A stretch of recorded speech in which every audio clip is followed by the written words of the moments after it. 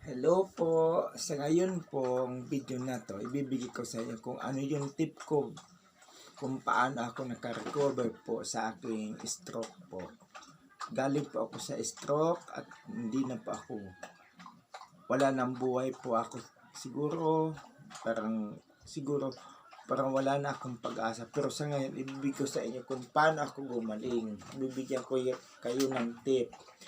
Unang-una, yung ginawa ko habang ako nasa hospital, nanalig po ako kay Lord. Talagang di ako makapagsalita noon. Unang-una po talaga pananalig kay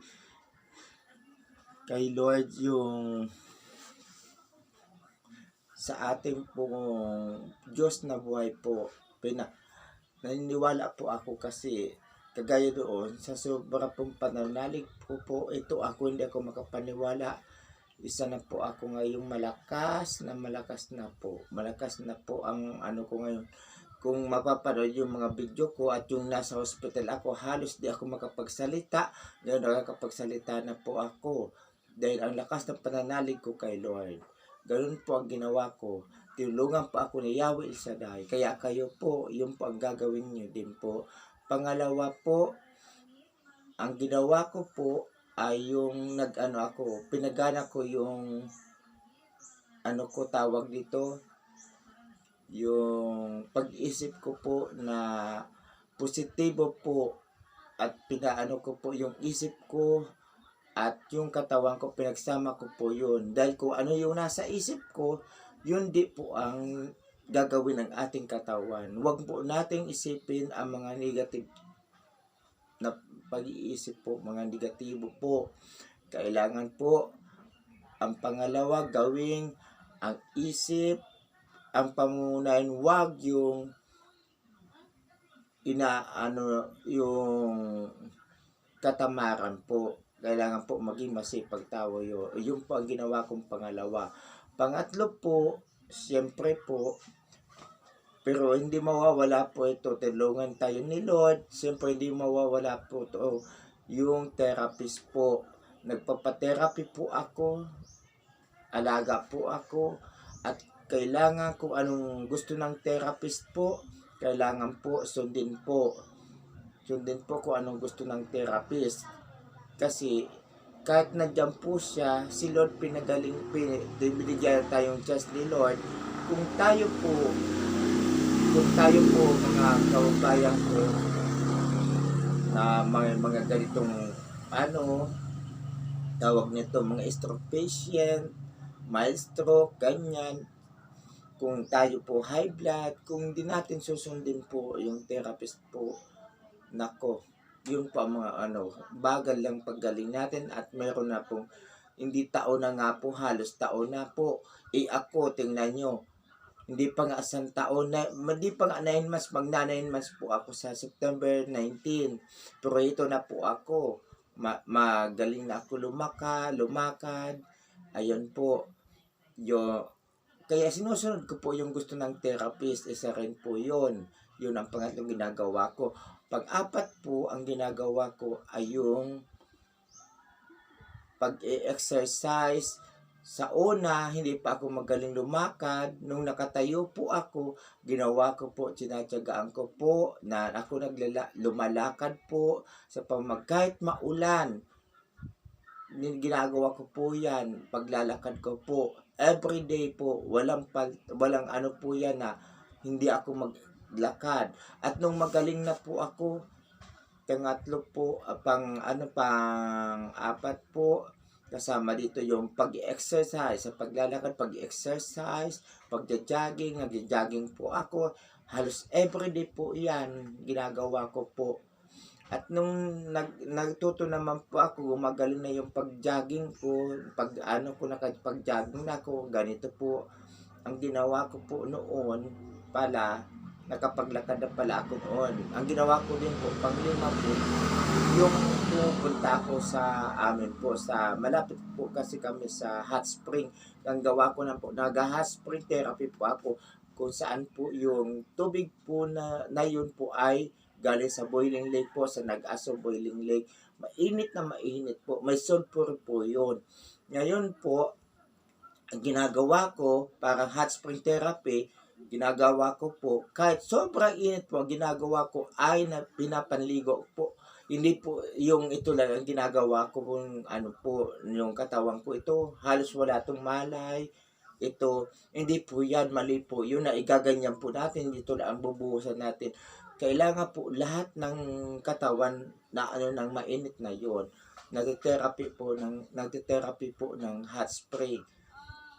At sa sunod po, ang ginagawa ko, kahit sobrang init po yung ginagawa ko sa pag-therapy ng hot spring po. Kasi gusto kong gumaling, sinasyagaan ko po yun. Hanggang sa nakapag-jogging na ako, gumaling na ako lumakad, mabilis na, hanggang sa nakapag-jogging na ako nga po. Ika nga, sabi ko nga po, paulit-ulit. Ngayon po, tingnan nyo po sa mga video ko po, mapapanood nyo po yung mga video ko kung paano ako nagkaroon ng magandang paglalakad nga sa ngayon, magandang pangangatawan. Noon po, akala nyo po, payat po ako noon. Ngayon, tingnan nyo pa, balanse na po. Isa pa rin po, pang-anim po. Kaya ako mataba na ngayon, kasi normal na din po ang ano ko. Isa rin po pala, maalala ko. Kaya, ang ginagawa ko po ay kumakain na ako ng tama dahil normal na po ang blood pressure ko po. Nasa 110 over 80 po. Yan na po ang ano ko po ngayon. Ang lagi ko po, ang palagian pong BP ko po. Ewan ko po sa susunod kung magiging normal pa po. Pero nami-maintain na po ang blood pressure ko 110 over 80. Yun na po ang nagiging blood pressure ko po. At isa pa po, ilan na po tayo? Pang-anim po.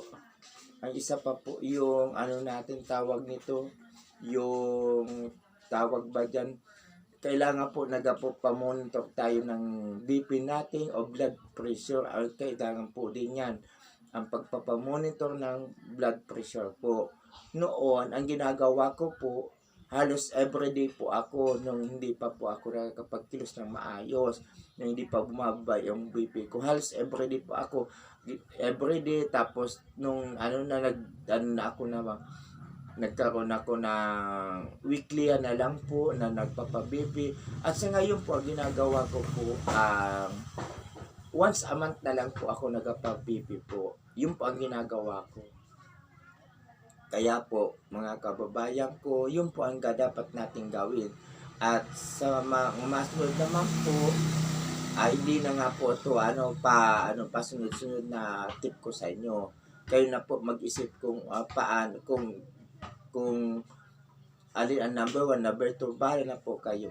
Ang sunod ko naman pong ginagawa, yung ko po ng para-attend po ako ng mga gawain. Kaya kung saan na po nakapunta na ako sa Maslog, yun po. Sa Maslog, nakapunta na po ako doon. Pre-healing po ako doon, nakatayo po ako. First time po nga po noon makatayo dahil hindi ako nakakatayo. Ang bigat ng katawan ko at hindi ko alam kung paano makatayo. Kung hindi ako maghawak sa anumang bagay, hindi ako nakakapagtayo. Pero noon, nung pre-healing pa ako ng preacher doon sa El Shaddai, nakatayo po ako yung pag-attend ko ng CLS. Kaya nagpapasalamat po ako kay Lord at yung kay Yahweh El Shaddai. Pinatayo niya po ako, hindi po ako naghawak o hindi man po ako binuhat. Nakalimutan ko po noon na may kapansanan ako. At yun po, nangyari po. Totoo po yun. Isa pa po, ano pa ba ang ginawa ko? At ito pala paalala, kung ano ang bawal pala, isa pa importante po yun. Para gusto nyo pang mabuhay, kailangan po, kung ano ang bawal po yun. Huwag mo yung pong kainin. Kung anong bawal kainin, huwag mo natin kainin. Isa po yan sa ginawa ko. Kaya mabilis magbaba yung, maging normal yung yung blood pressure ko po. Kasi kung ano yung bawal po yun. Yun po ang ginagawa ko. Very sensitive po ako. Kahit mamili po, pili lang po ang binibilan ko. O kahit ako mag-isa na lang po, ang ginagawa ko po, nagluluto ako, nagugulay ako, para yung pagkain ko sa tanghali, pwede sa gabi, minsan kinabukasan naman na ugam o at tanghali, yun naman ang ulam ko. Okay lang yon, basta laman dyan din lang po yan. Basta hindi magiging panis. Ako lang po naguguli kasi hindi ko alam kung ano magiging ano ang sahog na ay sinahog nila sa gulay po. Pag gusto ko po ng gulay. At siyempre naman po, mga isda po, marami pong bawal yan. Basta yung mga ano talaga lang po kinakain mo, yun lang po yun. At saka yung tawag nito, wag po tayong tatamarin sa umaga din po. Kailangan po masipag tayo. At pagbangon natin, ako, ang ginagawa ko, pagkagising ko sa alas 4, nagja-jogging na agad ako, pinapagalitan ko. Siyempre tayo, may katamaran tayo. Ang ginagawa ko, pinapagalitan ko ang sarili ko. Sasabihin ko, sige bakla, sayang ng sayang na di ka na yan makakapag-kilos-kilos, sasayangin mo yung buhay, magiging palyado ka, magiging palamunin ka na lang, sabi ko sa sarili ko. Pinapagalitan ko yung sarili ko para matututo akong para magsipag akong mag-jogging. Yun ang ginagawa ko. Yan nga sabi ko. Siguro ko mga kababayan ko, ang pag-jogging magiging ko ng daily habit po yan. Hanggang sa pagtanda ko, yun na po. Yun ang gagawin ko po. Hanggang sa malakas pa ako, magja-jogging ako. Palakas, para ang katawan natin, palakas ng palakas. At saka siyempre po, mga kababayan ko, isa pa pong tip ko sa inyo ay yung kung ano mga problema po, wag po niyong patulan. Wag niyo po yung baliwalain. Wag mo niyo po yung babaliwalain niyo po yung mga problema. Wag mo pong isipin niyo na problema. Ang isipin niyo lang po, always positive po. Isipin niyo, pagsubok lang po ang bawat problema na dumating sa ating buhay. Ako, kagaya ko, inaaway ko ng mga kapatid ko dito. Wala, mag-isa na lang ako. Asaan yung tinutulungan ko? Wala na, mag-isa na lang ako. Ganon, marami nang nagtaka kung bakit ang bilis ko magka-recover. Kasi sinit aside ko yung problema ko. Ayaw ko mag-entertain ng bawat problema. Ayaw ko noon. Basta ang pananalig ko kay Lord nandyan. Yun ang ginagawa ko. Manalig lang kay Lord. Si Lord lang ang tanging sandigan natin. Yun lang ang ginagawa ko. Diyan nga yung inaaway ako ng mga kapatid ko. Wala, hindi nila ako maintindihan. Hindi nila maintindihan. May kapansanan nga, nandyan yung yung ginawa akong akala mo ba, yung bang baseball, binater ako, nabater ako, na para bang bola, yung gano'n. Buti na lang dito kung dito, ay naku, hindi na siguro ako makapagupit. Saka yung tinulak-tulak pa ako, na ginanyang-ganyan pa ako ng pamangkin ko. Hindi, baliwala yun. Nagkaroon lang kami ng mga ganyan, mga problema. Hindi ko na yan. Pinatawad ko na sila. Yun ang importante, magpatawad ka. Kahit hindi ko sila nakausap, pero pinatawad ko na sila. Dahil pag hindi ko sila pinatawad, alam ko, sa katawan ko din yun. Iisipin ko, nagkakaroon ako ng problema. Halos hindi ako pinabayaan. Dahil ako, pinatawad ko sila. Unang-una, may respeto ako sa aming mga yumaon ng mga magulang. Kaya yun ang isip ko. Wala akong pakialam sa ginawa nila sa akin. Wala akong pakialam. Ang sabi ko na, Lord, hindi nila alam kung anong ginagawa nila. Patawarin niyo po sila. Yun na lang po. Sabi ko. Noon, masakit po sa akin, pero baliwala po yun na. Ngayon, tanggap ko na po. Noon, hindi ko matanggap. Pero ngayon, natanggap ko na. Dahil natuto na ako, kailangan po talaga magpakawala ka ng sa hinanakit sa ating katawan po. Hinanakit sa ating puso po. Saka po, isa pa po, yung bang tawag nito, yung po yun. Ito ako ngayon, ang ginagawa ko din po, nagre-reban na po ako. nagko-customer po, nagugupit na po kasi po ang akin trabaho po ay yung nagre-reband, beautician po ako.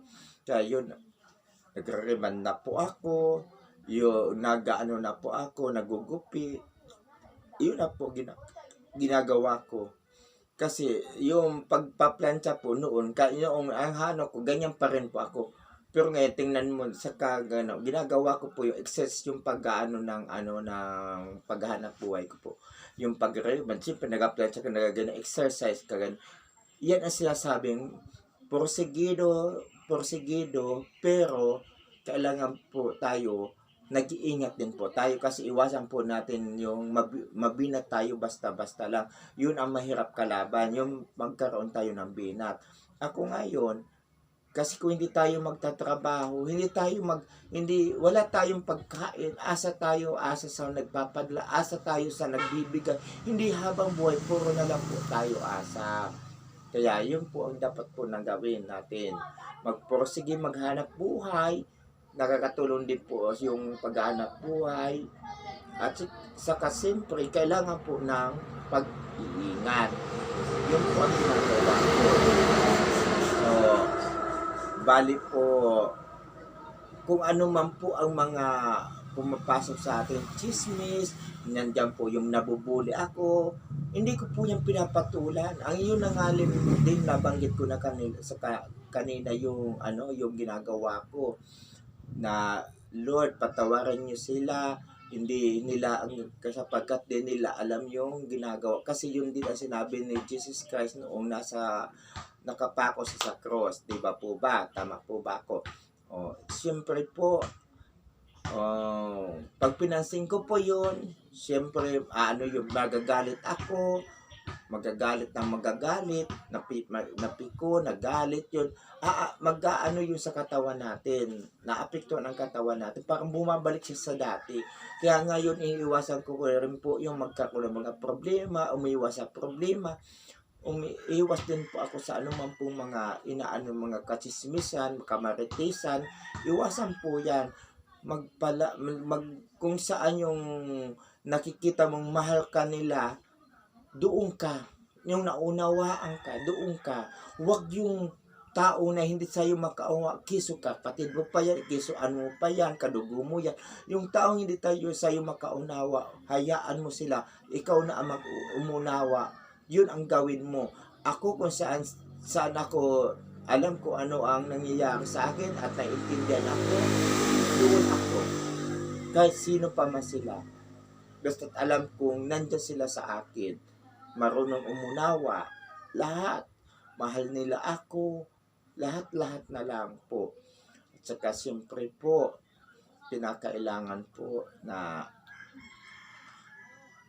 wag po dati ugaliin na umasa po sa iba. Minsan po tayo, wag po nating isipin na na wala tayong pag-asa. Ito pong binibigay sa inyong tip, malaki pong tulong to sa inyo kung lahat po ninyo gagawin po yun, mga kababayan ko. Kung gagawin niyo po lahat, nako, malaki maitutulong po sa inyo yan. Ang bilis ng paggaling nyo. Ako po, ganyan po ang ginawa ko lang. Wala po ako. Kasi, tingnan nyo po, kung tatamarin ka po, mayroon po tayong asawa, anak. Ako mag-isa lang sa buhay ko. Mayroon tayong asawa at anak. Mayroon tayong therapist. Mayroon tayong kung sino-sino.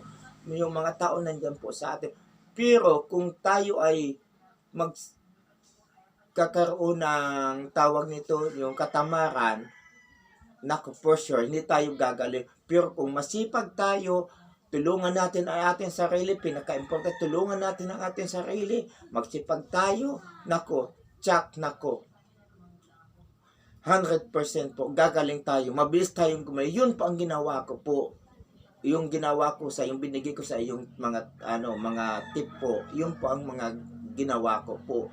Sundan nyo lang po mga kababayan ko at gagaling po tayo, agad-agad tayo. Kasi ako nga, mas pala ako ngayong September 19 kasi ako noong December 21, 2002, September 19, 2003, pa 9 months pala ako, di pa ako nagsasang taon, pero ito na ako. At isa pa lang, nakalimutan ko mga kabayan ko, sa pagsasalita, noon hindi ako makapagsalita nakakarinig ako, pero marami akong sasalita, may nagbibisita sa akin, di ko makausap, tinitingnan lang aking mga mata.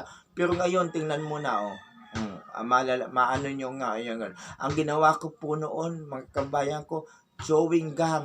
Yun ang ginawa kong pang therapy po sa bibig ko, chewing gum therapy. Yun po ang ginawa ko. Nagkaroon pa ako ng yung ganyan. Pero ngayon na okay na, o kahit ganito na yung ano ko, ang importante, naiintindihan na yung pagsasalita ko. Kasi noon hindi ako maintindihan. Tabingi pa nga pa yung bibig ko po So, little by little, sa ngayon, gaganyan ko wala na akong chewing gum na nginunguya. Ganyan ngayon every early in the morning, pagising ko ngayon ginagawa ko. Para na ano yung mga Diyos ko. Pero unti-unti po siyang gumaling. Dati po ang hirap na hirap ako magsalita. Pero sa ngayon po mga kabayo, pagsasalita ko, medyo okay na po. Pero minsan bulol-bulol pa ako. Tanggap ko naman po yun. Kasi pala, isa pa palang tip, makakalimutan ko. Kailangan po sa may mga kagaya po sa akin na nagkaroon ng ganitong tawag dito, ang sakit, na nagkaroon tayo ng mild at kung ano man ang kapansanan. Number 1 po, wag po kayong mahihiya. Number 1, yan po ang kailangan po natin. Kailangan po tanggapin natin kung ano tayo. Yun po ang dapat natin tandaan. Tanggapin po natin ang ating kalagayan po. Kasi kung tayo mahihiya, hindi natin matatang, ay naku, mabagal ang pag-ano. Kasi nahihiya ka At isa pa yung tawag, ito ba yung mga nakalimutan ko, naalala ko lang po mga kabayan ko. Yung bang tawag po nito mga kabayan ko, gawin natin, mapamaraan dapat tayo, wag tayong magdahilan. Dahil hindi ako nagdadahilan. Gusto ko yung may paraan, kagaya ng kung umuulan, pwede naman tayo dito sa loob ng bahay. Meron nga ako nung video, di ba mga kabayan ko, pag nasa umuulan, pwede tayo dito kahit anong exercise, maglakad-lakad tayo, labas-pasok sa kusina, gambal, kunahi, tapos kung magja-jogging naman tayo, kahit nakatayo lang tayo, pwede tayo mag-jogging. Kasi dagdag din po yan. Huwag natin hayaan ang natin, lalo na pag bago pa lang tayo na stroke, agapan po natin, exercise tayo agad tayo mag-exercise, huwag tayo magpaka-tamad talaga. Nako, ngayon po ang dami nun po mga kabayan ko sa akin ang nagugulat kasi 9 months, day pa nga ako 9 months, ito na ako, nagtatrabaho na ako, mabilis na ako maglakad. Ang paglakad ko parang normal na lang, wala nang sakit sa katawan ko, unting-unti na lang po mga kabayan. Siguro ko hindi na nga to mag-isang taon, okay na ako. Siguro ko mga 10 months, pwede, ang lakad ko niyan, sigurado akong maayos na, wala na akong maano sa aking katawan, mararamdaman. Ngayon wala na din, halos parang normal na lang din Ganun din po, ang pagtayo ko po, okay na po. Yun po ang gawin po natin mga kababayan ko, wag po tayong maging tamad. At siyempre po mga kababayan ko, magandang umaga po. At sana po sa kong video na to, sa binigay ko na tip po sa inyo sa kung paano mas madali maka-recover kaya ko po. At sana po nakapulot po kayo ng mga aral po, mga tip po dahil sa mga mensahe po na binigay ko po sa inyo. Sana po mapagkapulutan po ninyo ito ng ng aral at siyempre tip. Sana po sundin nyo po, please lang po, wag ko yung mawawala ng pag-alasa. At alam ko sa tulong ni Yahweh El Shaddai po, gagaling po tayo. Yun lang po mga kababayan ko.